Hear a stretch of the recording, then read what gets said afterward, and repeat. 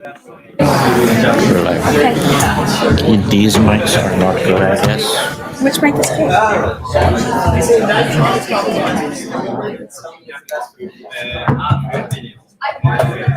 It's live now. Hello again, everybody. If everybody doesn't mind taking a quick seat, we're going to go ahead and get started with our next keynote presentation.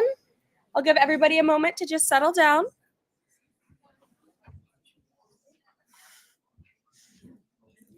All right, folks, thank you again for joining us. Next up for our keynote presentations, I would like to introduce Dr. Darrick Smith to the stage. He is the Associate Professor of Educational Leadership and the Chair of the Department of Leadership Studies at the University of San Francisco in the School of Education. So everybody, please welcome Dr. Darrick Smith. Thank you. Appreciate it. Okay. Can you hear me? All right. Good morning. Good morning. I have a short amount of time. I believe it's about 30 minutes or so to say some things. And when you're trying to address a very important audience such as yourselves on very important issues such as real issues of social problems, stratification, global inequity, long-standing problems that deal with colonialism, neocolonialism, globalization, economic marginalization, the dynamics between the core and the periphery, as they used to call it, but largely just an unstable set of locales around the world. You can't really address those issues in 30 minutes. So I won't actually address all of those issues in 30 minutes, but I will talk a little bit about how I train students. I shouldn't probably reveal this because one of the greatest strategies or aspects of strategy of social change is surprise. And I'm actually exposing myself by telling you what I do here on a routine basis. Here in the United States, for many, many years, I've worked with folks and taught folks on strategies on how to make change in their communities. That includes various states within the U.S. I've been doing some work with the UNESCO summer schools in Poland for a number of years, working with folks from around the world as well, thank goodness. But we'll talk a little bit about some of those techniques. Is that okay? Yes? Okay. Sorry, I have a little cough. And so there's different theories. I'm not going to go a ton into theory today because also that would take up a lot of time. Thinking of folks like Fritz Heider or Rosenberg from the 50s and in the 60s around these ideas of affective cognitive consistency and balance and structural balance theory. All these things are basic ideas that human beings like for things to be simple. Even if something is incredibly complex, we will lean towards an oversimplification of the phenomenon to feel comfortable. If you think about it in terms of psycho-emotional terms, the more predictable things are, the more comfortable and safe things feel. So we will often take complex phenomena and simplify them to try to alleviate some of the fear and anxiety we have about confronting them. And so sometimes we can oversimplify, but sometimes simplification is good. Okay. Sometimes it's actually really helpful because some of the ways in which power operates can be hidden through these kind of complex descriptions of how power works, and it can make us feel more powerless to actually make change. Okay, so there's ways in which we want to understand the complexity of how oppression and suppression functions within our given societies, but also understand some of the simplistic values of how to analyze those particular things and how to change them. Does that make sense? Okay, so in the short amount of time I have, we'll talk a little bit about some basic steps that we can take when we're trying to make some form of social change within our given location, right? I'm a U.S. guy, born and raised in the city of Oakland, California, okay? Home of the Black Panther Party, home of many movements that changed the United States. My family was involved in these movements. My friends and their uncles and fathers were involved in these movements. I'm from a very socially active environment, okay? But that's my environment in my democratic nation built upon slavery and oppression, in which people have fought for many years and won many battles, that has been relatively stable over the years as it made other nations unstable. Okay, so that's my location. Okay. So what I'm drawing from is not my own ideas, right? In academics, a lot of us like to put our names on ideas, but many ideas are not new. And ideas of social change are not new at all. Our ancestors have been fighting to make transitions in our given communities for many generations. It's just so often that those lessons are not transposed into our educational system.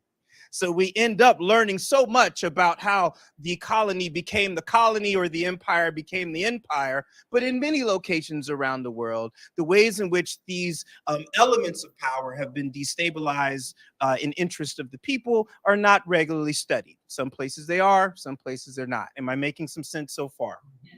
Okay, so if I could break it down as shortly as possible, we want to think about a couple of things. One, many institutions in the modern era that execute suppressive activities and maintain inequity and injustice, they're often staffed and run by human beings. Many human beings run these institutions. I had a colleague that said once in a meeting, they said, you know, how do we contend with the realities of an empire? And I said, well, we work in the empire. We are the empire. They were like, what do you mean? I was like, what do you mean what I mean? I'm wearing a tie.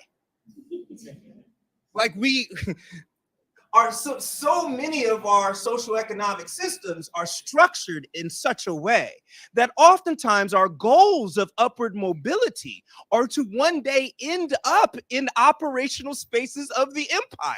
Many of us get our status from being associated with the very institutions that perpetuate injustice. So we go to get degrees so we can get a job at an institution that often, not always, often perpetuates injustice. Even when we work with philanthropic organizations in the United States, a philanthropic organization usually functions in a way that it's required to give a roughly 6% of its total holdings in order to be justified as a philanthropic organization. So in many cases in the United States, some of our grant-giving institutions are actually safe havens for wealth in which rich families are able to maintain the holdings of their family for multiple generations without paying high levels of taxes by giving away 6% of what it holds to charitable organizations. So even as we work to give, we're often working to maintain wealth and dominance, not to mention the fact that too many philanthropic organizations set guidelines on what is and is not to be funded and what constitutes success. So even in the context of social change, you have those outside of the community dictating what it should work and should happen inside communities, which, if you study the data, becomes very cyclical in the areas of education and youth development, where you'll find a trend that was popular in the 70s come right back in 2015. And you're like, wait a minute, are we going in circles? Okay, all right, so why would I say all this? It's because a lot of our work for social change, okay, a lot of our work for changing society has to take into account the fact that so many of us and people that we know are actually running or participating in the very institutions we're trying to change, including you. So, the things I want you to be thinking about is in how do you actually make change from your position? Not waiting till you become the CEO, not waiting till you become the executive director. What do you do from your position? Okay. I train school principals, higher education, student affairs professionals, and organizational leaders for a living. And many of them talk about, well, it's so hard to create change because I'm not the boss. It's so hard to create change because I'm not the superintendent. I'm not the governor. How can I create change? And I'm like, oh my goodness, this whole thing has tricked you. Maybe it's all the movies. You know, I mean, maybe you're always watching movies waiting for the superhero. It's not about superheroes, it's about you. So you want to think of 4 things when we're trying to address institutional, organizational, and thus social change. When we think about organizations and how they function, there are 4 areas we want to focus on when we're beginning our process to transform how it functions. All 4 of these have to do with what some theorists have called the landscape of the conflict. The landscape. I'm on video, so I won't go further into where that reference comes from, okay? But in order to engage in some sort of conflict, we want to first understand the landscape upon which that conflict is occurring. And mind you, whenever you are trying to change a social order, you are automatically in conflict. Inherently. All right. It's a social order for a reason. Someone's making money, someone's benefiting, someone very dangerous is being repressed. If you're trying to transform that order, expect 1, for it to be difficult because you're in conflict. 2, expect yourself to be targeted. All right. So now if we know this and we can acknowledge this, 4 P's. There are 4 P's. They all start with the English letter P. It's pretty cool. Okay. So the first P is policy. Okay, that's an obvious P. Okay, some organizations, many institutions function either under a policy they paid a ton of money to get established, or they function in violation of a policy that no one knows or uses. Okay, in most spaces, not all, but in most spaces, we want to be able to identify either the policy that is driving the organization down a detrimental path for humanity, or we want to identify the policies that it is violating. 1, because we want to be able to get some sort of leverage against the institutions and organizations for which we are challenging. Those policies can be domestic, they can be regional, they can be incredibly localized, but they can also be international. Okay, we want to look in UN agreements, multilateral agreements. We want to look in state policies. We want to look at how particular types of organizations are supposed to function within that region. If a school is violating particular policies, those policies are going to be overseen by someone that oversees schools. We want to be able to know the policies that are allowing the injustice to function, or the policies that folks are violating to create injustice. That's an obvious one. Does that make sense? Okay. Secondly, we want to look at the policies and we want to compare it to existing, the second P, which are practices. One of the things that when I work with institutions, and I'm not going to name all the institutions I've worked with, but I tend to work with mostly educational and nonprofit organizations in analyzing and doing troubleshooting. Okay. One of the things that I'll note when I come into an organization is I try and figure out how it actually functions, not how it's supposed to function, how it actually functions. All right. Who has favor? Who has dominance within the organization? What do they actually do? Oh, we hand out 100 meals every day. Now I found out you handed out 20. Okay. Oh, you know, we worked really hard to cure waterborne diseases. Actually, most of your funding has not gone to that at all. All right. I want to know how the organization actually functions. If I work there, it's easier to know this. Okay. Why do we want to do this? Because we want to be able to compare what's actually happening to the actual policies of the organization. Why? Because this creates another vulnerable spot for that institutional organization. If you're not following me here, remember, what we're trying to do is we're trying to create opportunities to move powerful organizations and institutions in the way that we think is more humanizing for the population. In order to do that in conflict, we have to find vulnerable spots within how the organizations and institutions function to gain leverage to convince folks to make change with us. Are you following me? Are you following me? Okay. Remember, most people don't go to work trying to cause harm. Remember that. Even if they work for a harmful organization, Most people don't go to work for the purposes of causing harm, right? The reason why so many researchers use data as our form of activism is because they're hoping that people see the data and get a clearer idea of what they're actually contributing to, rather than living in the fantasy of what their leaders told them. Okay? So practices, we want to be able to identify what are the actual practices of a given organization versus what it espouses in its policy. Most of my research is on school violence in the United States. Okay? We have over 800,000 reported victimizations of kids 12 to 18 every year in the United States. Depending on the study, 1 in 2 middle schoolers have been a witness to or victim of sexual harassment in the United States. All right. In some communities, 1/3 of teachers are threatened or violated by students in the United States. Okay. And for the last 20 years, students are more likely to be victimized on a school campus than off a school campus in the United States. Most folks don't know that. But when you go to schools and you see how so many of them actually function, it's clear. Are you following this? Okay, all right. So if their policy is students are going to be safe here, but the reality is that students aren't safe here, the potential exposure of that reality can move how schools function. Are y'all following this? Okay, let me give you the third P, okay? Personnel, okay? Personnel. And in English, personnel is just the people who work there, okay? Personnel, people, okay? Why are people so important? Why would people be a P? Why didn't I just call it people? Hold on. I should have just called it people instead of personnel.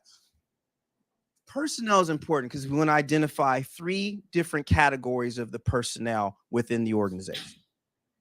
One category is our adversaries. Whenever you're trying to change an organization, you're also changing the comfort level for people that already work there. Are you hearing me? Can you hear me? Okay. People are comfortable. It doesn't mean they're happy, but they can be comfortable. If you cause ripples in your organization, the person that you're laughing with every lunch, having fun with, giggling, if you cause the right ripple, that person can be in great fear of their situation. And the person you thought you were really friendly with, and you were really friendly, will become immediately an adversary to your cause. Not because they don't like you, not because they're evil, not because of any of those things, but because you are potentially destabilizing their comfort and potentially, in their mind, putting their ability to serve their family at risk. We want to have a knowledge of who our adversaries are within the personnel. Listen to how I'm using the term adversary, not mortal enemy. Are you hearing me? Okay. All right. Secondly, we want to know who our allies are. Now, I'm going to tell you how we do this really quickly. Wait, I think I'm running out of time already. Am I? Am I good? 5 minutes and then Q&A? Okay, cool. 5 minutes. Let me go quicker. Okay. Is this making sense? Okay, so look. So second is allies, okay? Third is the neutral folks that you don't really know. Everybody works with people that don't really care, if you know what I'm talking about. You know what I'm talking about? I mean, they care, but they don't really care. You know what I mean? I mean, they care, but they don't really care. You get what I'm saying? Like, they like doing it, but if you're like, yo, I want to change this, they're like, oh, yeah, sure. You know what I'm saying? And you're like, hey, yo, Molly got fired yesterday. Oh, man, that's terrible. Anyway, what you want for lunch? You know what I mean? Like, it's those folks, the neutrals. Okay. Now, how do we figure this out, right? And I teach this to graduate students, right? And we take a longer time than 30 minutes, of course. But folks, like, how do you figure this out? Okay, look, every exchange within an organization is data. Okay? Every exchange. I don't know if you ever gone to lunch with somebody and they're just like relaxed and they're super cool and you guys are laughing. You feel like, hey, we're getting along. Yes? Okay. But if you say, hey, I'm gonna go grab a bite to eat. Would you like to come? They're like, no, I'm okay. Thank you. You're like, I don't know if this person doesn't like me, but I might not like them, right? But all of that is relational data. And what do humans do when they're in social spaces? They have relationships, okay? What we can do in these environments, and what I train our graduate students to do, is you can mention things like, hey, you know, I noticed that, you know, our organization works a lot in that community, but there's been a lot of child victimization there, and we haven't mentioned it. I really think we should talk about it in the next meeting, right? And the person goes, yeah, I don't really think that's a priority for us. That's probably why. Oh, boom. Huh. You don't want to talk? Huh. Okay. I store that. Are you following this? Yes. Okay. Or, you know, Jim got fired yesterday and there really wasn't any reason for it. He's been great here. Like, what do you think about that? Hey, I just mind my business. You know, he's a good guy, but I just mind my business. Boom, neutral. Are y'all following this? Okay. It sounds sneaky. My students always giggle. Like, that sounds sneaky. What do you think this is? If you're trying to transform an organization that brings in millions or billions, that has sway throughout the world in certain cases, what you thinking to do? Walk in the door? I want to change everything. And they're going to say, sure. That's not how it works. We want to be as strategic as possible, okay? And the last piece, and I please email me for questions because I take a whole semester on this, okay? But the last P is processes.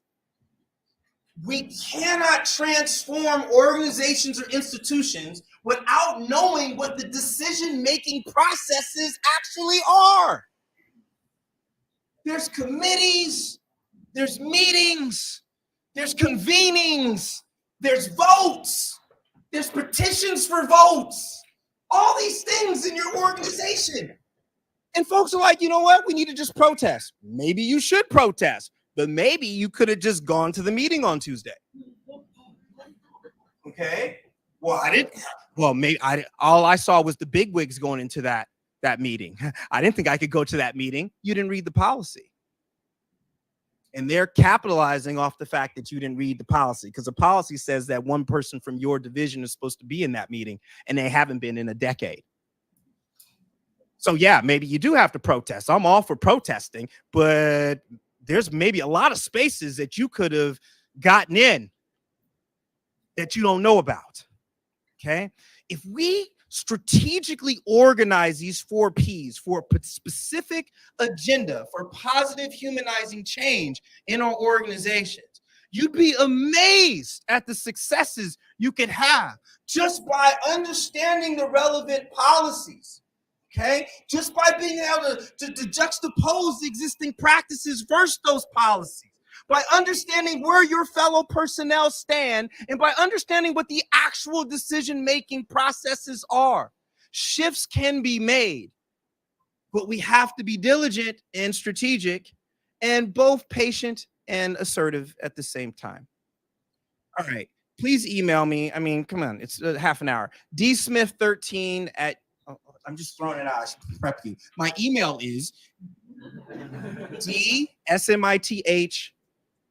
okay, thank you. dsmith, the number 1 and the number 3 at USF, like the University of San Francisco, CA, so USFCA, that's California, USFCA.edu. If you just do USF, it'll go to University of South Florida. Yeah, and then they'll get upset. Okay, all right, so thank you all very much, and we'll take a few questions. Yes. My name is Satna. I'm from Pakistan. And yesterday we were talking about people at work, news people. I think many of them, they just don't know that it could be a better and different way. They just like used to live in that routine, and they think that it's life. So I was before, after my graduation, my first master, I was like working for the American councils. So that's why I learned that actually my time being valid over there. If I overworked, then they pay me or they give me some sort of the competition time. So I really like that. Then I worked other American companies there where they valued my time. But then later on, when I worked for their Kazakhtani government, some sort of the small departments, I saw that actually these people in charge, they were requiring not only me and other people, and the other people just like was fine with that, working till their 8, 9 p.m., sometimes 11. And I said like, and then for free. And then I said like, why? Do you gonna pay me? Are you gonna pay me? Like how much you gonna pay me? So then there's like it's mandatory. You have to work for that. So and because I know this my time, and I said like, I'm sorry, I worked hard, I studied hard, I've been studying abroad, bringing this knowledge, spending time and money, not only mine, also my family money, in order to give you a good quality work, but I want to be valid. And I said, like, other people around, the young people, they are way more talented even than me. Like, they have a great experience, and but they agreed for the small amount of money, but working hard, like for free. So then that's why I told them, we have to together say this. It's not right. And then I said to their main boss, it's like, I'm not gonna do that. If you're gonna pay, greatly will work hard. Like I'm patriot, I want to give, but I want to be valid. So I think this is you showing these insights. I think it's great, and thank you so much. Thank you very much. Appreciate that. Yeah. Yes. Hi.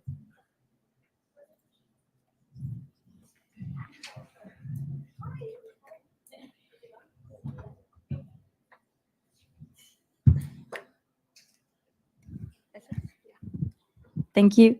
Hi, my name is Ana Paula. I'm from Mexico. And well, I love the way that you were talking to talk about we actually make the empire. We are the empire because like I'm wearing a suit.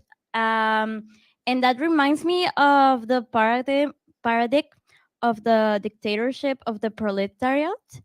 And I mean, how can we stop these? Because I don't want to become what I always saw, well, saw to destroy. So how can I stop this? Because even if I work for a harmful organization, or in my case, the government is the harmful organization, how can I not be that harmful to the people? Because if I understand the 4 Ps, but it is a difficult process to be in it. So that's my question. Thank That's you. a great question. And so if this wasn't online, there's words I would use that I have to avoid using right now. So let me just say this, okay? One, change happens over time with the work of thousands of people, okay? Sometimes I know in America, our idea of social change is about particular heroes that led people into the fight, okay? But the reality is there's thousands of people doing work every day for the right thing to happen. So without using a word I want to use, there is a very focused consciousness that one must hold, okay? And determining the balance between effectiveness and your acceptable level of risk is one of the important things to remember, okay? There's things that I can say at my university because I have no children. I have no children because I worked with high schoolers for too long. And who wants children after working with teenagers forever? Okay. So, but I don't have children. And for most of my time at the University of San Francisco, all of my time, I haven't had a wife either. Are you hearing me? Okay. So, and I also grew up in the city across the bridge from where I work. Okay.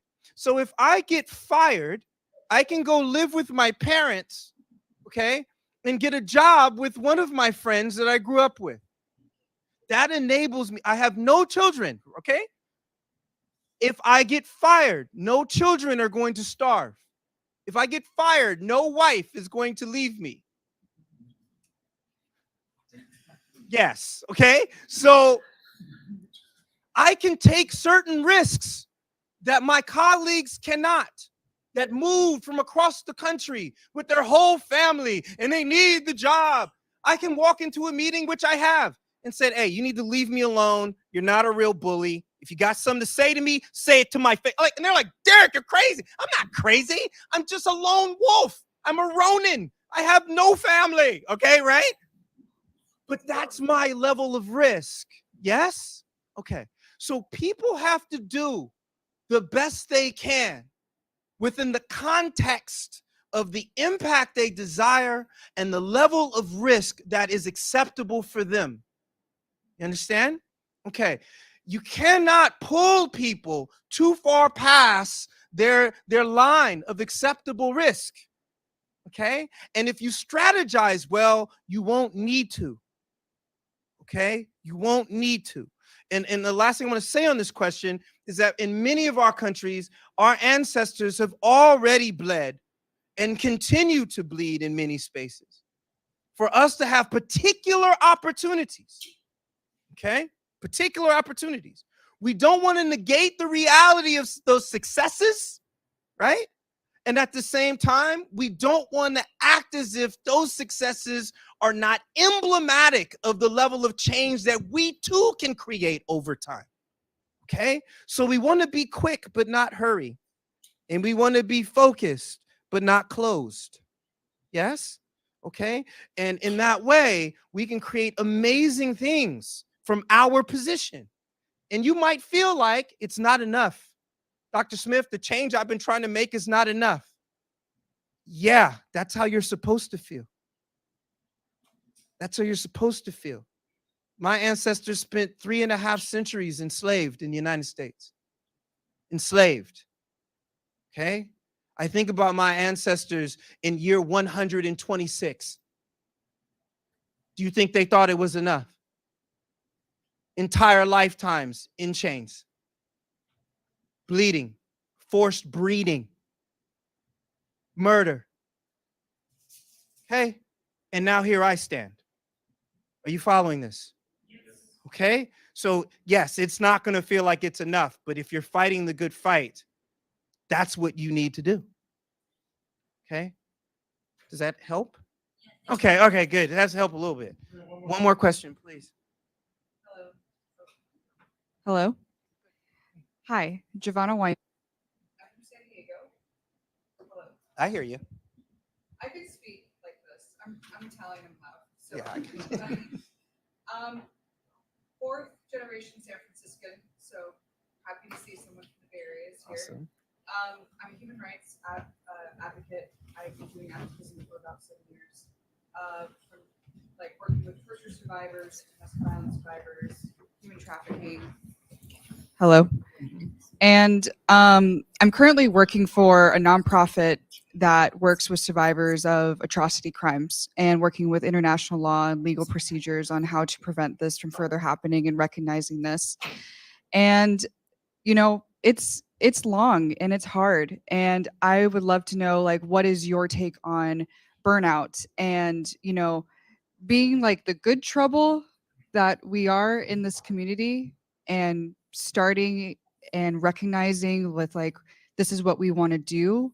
But how do you deal with, like, you kind of mentioned it before, but like hopelessness within yourself and being burnt out and like feeling super tired and just like, some days I'm like, I should just be a yoga instructor at this point, you know?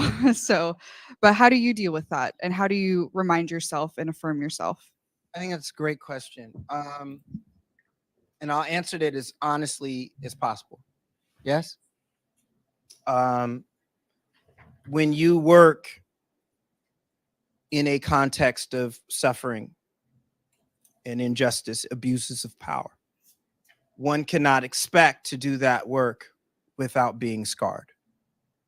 You are signing up for a profession in pain. Okay.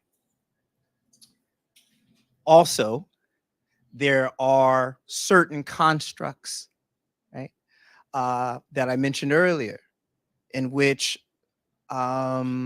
particular spaces thrive off the existence of such pain. Okay. All right. So my quick and direct answer to it is, given the time span change can take in many of these large systematic global issues. I used to remind my high school students, you know, if it took 400 years to build, what you think you're going to get rid of it in 2 months? Like it's not going to happen that way, right? But I'll say this, we need you in the long run, okay? We need you for the long haul, okay? We need you for the 30, 40-year run, okay? We don't need you to get burnt out and quit in 5. Let me say that again. We do not need you to get burnt out and quit in 5, okay? You want to, 1, accept the uncomfortable truth that when you work in communion with those in pain, you too are supposed to hurt. You are supposed to be exhausted, okay? But part of your privilege as a paid employee or a volunteering person, part of your privilege is that you can take a break, okay? We don't want to feel guilty about the privilege, not take the break, then quit the profession. Are you following this? We want to understand, 1, if you have a break, it's usually because labor organizers fought and died for it. Okay? Okay? So we want to take the break. And 2, we're taking the break so we can come back after the break. Are you following this? Don't let anybody guilt trip you because you need to go to France for a week. I need to go to France. Oh, lucky you, you're going to France. Hey, what do you do? Like I got friends that work in the business world. They make 3 times as much as me. Oh, Darrick just went to Greece, so you doing big. Hey, you come back to a cubicle, a screen, and a nice salary. I come back to tears and violence. You can't guilt trip me off my break. And we all know while you're on the break, you're worried about your participants anyway. Are you following this? So this is what I recommend. Massages, yoga, okay, hikes, walk through nature, sleeping. Like if you need to take a day to do nothing, don't feel guilty in this hyperactive, like push economical landscape to get people so dedicated to machines and corporations, they forget to be dedicated to humans. Don't get lured out by that. Take the break. And if somebody, I take trips to Japan. Japan's my favorite country in the world, okay? More so than the United States. I love Japan, okay? I'll go to Japan and my friends go, what do you do when you go to Japan? I say nothing. They say, what do you mean nothing? I take walks. I pick a city or 6 cities. I take the train. I get off the train and I walk. That's all I do in Japan. And folks are like, man, you're just doing nothing. You ain't at the club. Why do I want to go? I want to do what, everyone? Nothing, okay? And Japan is one of the best places in the world for a foreigner to do nothing, okay? You stay out of people's business, okay? You move when everybody else moves. You shut up, you stay polite, and you get to do nothing, okay? So I recommend we all take the time to rejuvenate ourselves, because we know that when we get back to work, we're trying to solve the world's problems, okay? And if anybody needs to stay in that profession, it's someone with your passion and the experience that you're gaining every day while you're in it, okay?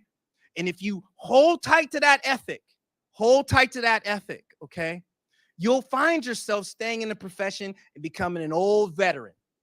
Okay. And that's what we want. We want a bunch of veterans that can mentor young people into what it takes to fight the good fight year after year, decade after decade, century after century.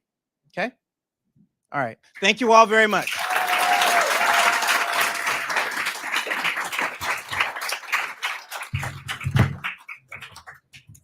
Thank you so much for a wonderful presentation. All right, everybody.